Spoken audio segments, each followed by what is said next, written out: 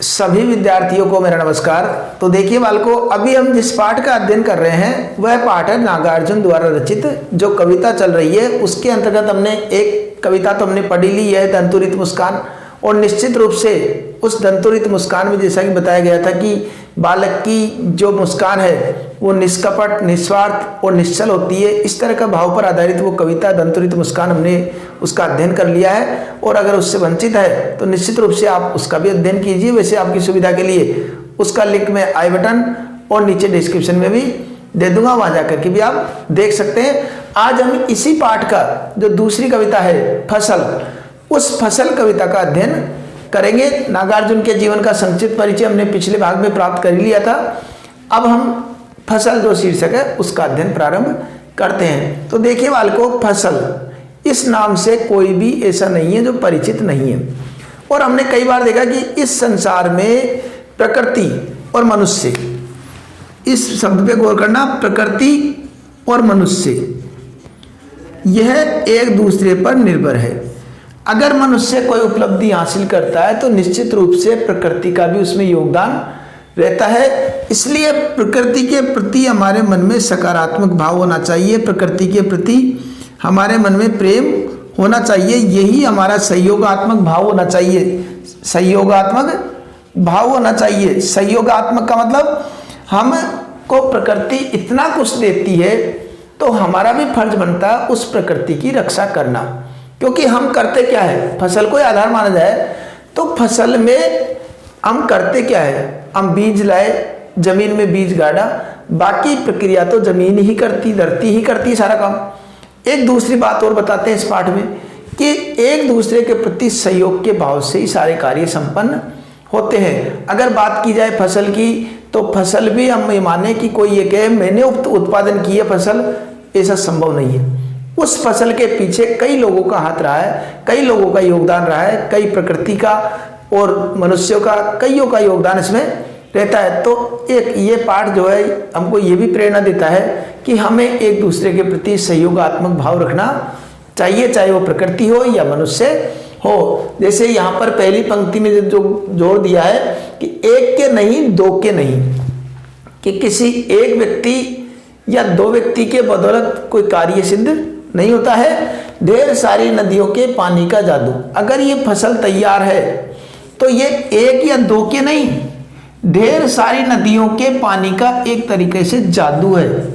उस पानी के बदौलत ही ये फसल उत्पन्न हुई है, क्योंकि कई प्रकार की नदियां मिलकर के ही जल हमको प्रदान करती है और उन जल की बदौलत ही हम जो फसल प्राप्त करते हैं वो सब उन्हीं के जादू का परिणाम है कि जल डाला हमने और फसल तैयार हो गई। इसी प्रकार एक के नहीं, दो के नहीं, लाख लाख कोटि कोटि हाथों के स्पर्श की गरिमा।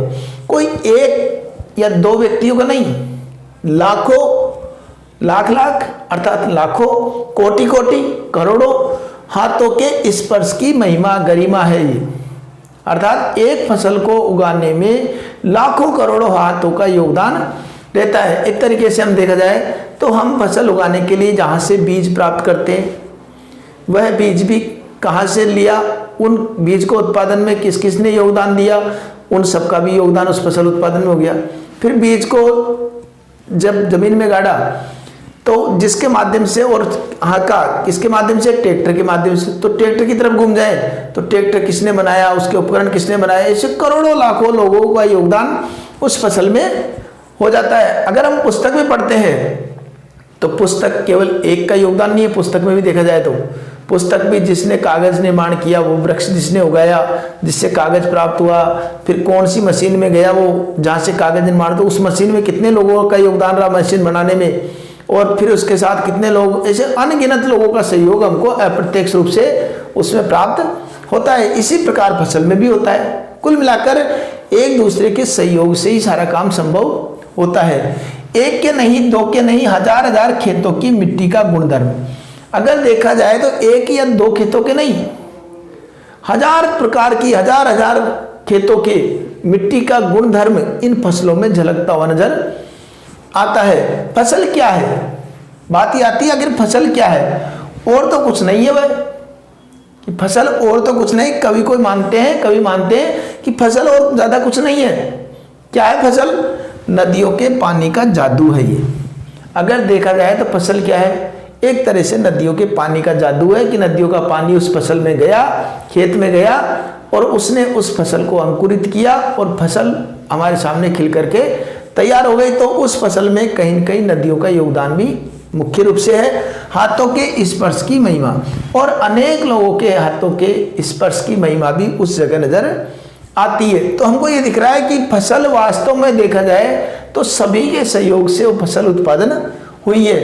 अब कौन कौन सी मिट्टी? भूरी, काली, संदली मिट्टी का गुणधर्म है। ये मिट्टियों के प्रकार है कि फसल में भूरी, काली, दोमट, संदली, जिस प्रकार की मिट्टियां हैं सबके गुणधर्म उस मिट्टी में, उस फसल में प्राप्त होते हैं, हमको उसमें दिखाई देते हैं। और एक तरीके से देखा जाए तो रूपांतर है सूरज की किरणों का, और एक तरीके से देखा जाए तो सूरज की किरणों का बदला हुआ रूप ही ये फसल के रूप में हमारे सामने दिखाई देता है। क्योंकि अगर मान लो फसल उगा दी तो हम बोलते हैं ना पंच तत्व प्रकृति, ये जो पंच तत्व माने जाते हैं क्षिति, जल, पावक, गगन, समीरा, अर्थात धरती, जल, आकाश, अग्नि, वायु, इस तरह के पंच तत्वों से निर्मित प्रत्येक उत्पादन होता है। तो इनका योगदान भी है। सूर्य की किरणें अगर नहीं मिले फसल को, घर में कोई उगा दे तो फसल तैयार नहीं होगी, उसको सूर्य का प्रकाश भी चाहिए। तो सूर्य के प्रकाश का बदला और रूप किस में दिखाई देता है?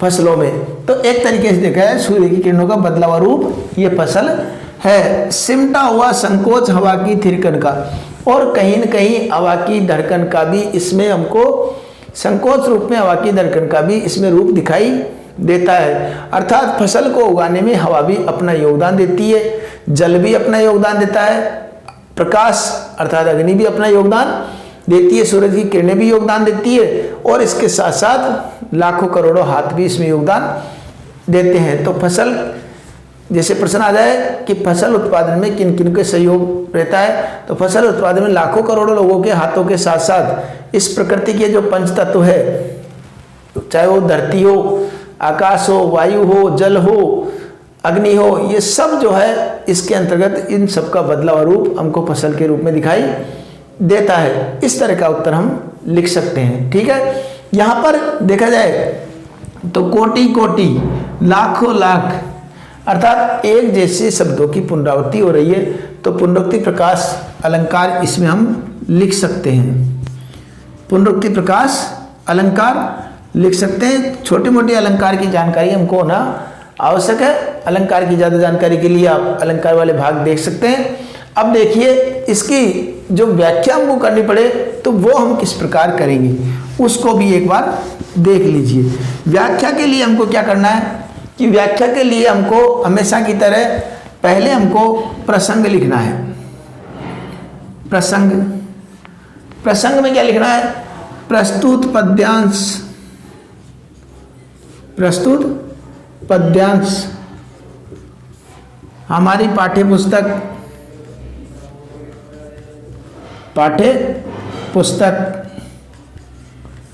पुस्तक का भी नाम लिखेंगे। क्षितिज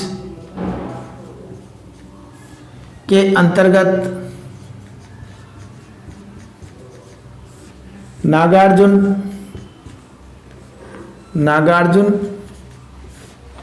द्वारा रचित फसल शीर्षक से अवतरित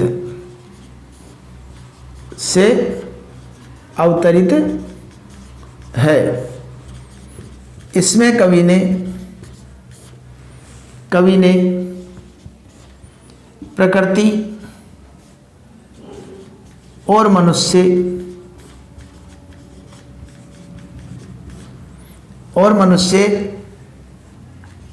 के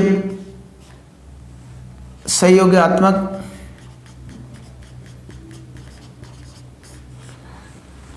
संबंध पर या प्रेम पर बल दिया है, संबंध पर बल दिया है। ठीक है, यह इसका हमारा प्रसंग हो जाता है। अब इसके बाद व्याख्या भी जैसे बताई उस प्रकार हम व्याख्या विस्तार से लिख देंगे। फिर आती है बात विशेष की। विशेष के अंतर्गत हम क्या लिखेंगे? विशेष के अंतर्गत लिखेंगे हम खड़ी बोली बोली हिंदी का प्रयोग। ये हो गई। दूसरी बात लिखेंगे हम यहां पर जो अन्य बात है, छंद मुक्त रचना और पुनरुक्ति प्रकाश, और ये अलंकार आया अनुप्रास, तो पुनरुक्ति प्रकाश पुनः उक्ति, उसी उक्ति पर बल दिया जाए उसे पुनरुक्ति प्रकाश अलंकार कहते हैं।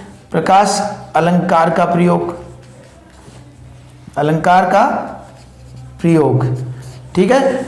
इसके बाद में प्रकृति और मनुष्य के प्रति सहयोगात्मक भाव के बहुत सुंदर इसमें चित्रण हुआ है। तो प्रकृति और मनुष्य के सहयोगात्मक प्रेम का भाव इसमें स्पष्ट रूप से परिलक्षित हुआ है। इस तरह की बातें हम विशेष में लिख देंगे, और कोई प्रश्न बनते हैं वो डिस्क्रिप्शन में मैं देता हूँ, वहाँ जाकर के भी आप अध्ययन कर सकते हैं, ठीक है।